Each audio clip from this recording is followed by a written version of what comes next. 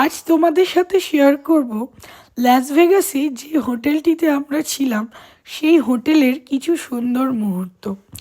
তো এই হোটেলে এটাই ছিল আমাদের উইন্ডো ভিউ, আর এই ভিউটা দেখেই প্রত্যেক দিন সকালে আমাদের ঘুম ভাঙতো।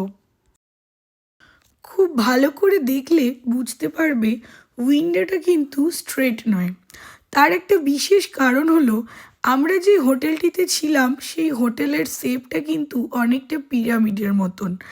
এই ভেতরটা দেখলে তা আরও ক্লিয়ারলি বুঝবে। দেখো, স্ট্রাকচারটা একেবারে একটা পিরামিডের মতন। আর এই হোটেলের নাম হলো গিয়ে লাক্সার। তো এর আগেও আমি লাস ভেগাসে এসে এই হোটেলটায় কিন্তু থেকেছিলাম। এই নিয়ে আমার লাস ভেগাসে 3বার আসা হলো। হোটেলটা বাইরে থেকেও কিন্তু দেখতে অবিকল একটা পিরামিডের মতন। আর এই পিরামিডের মাথায় রয়েছে একটা লাইট, যা রাত্রি হলেই কিন্তু জ্বলে ওঠে, আর সারা শহর দেখতে পায় সেই লাইটটা।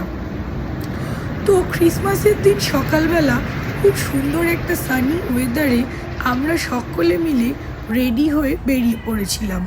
আর আমাদের ডেস্টিনেশন ছিল দ্য কসমোপলিটন।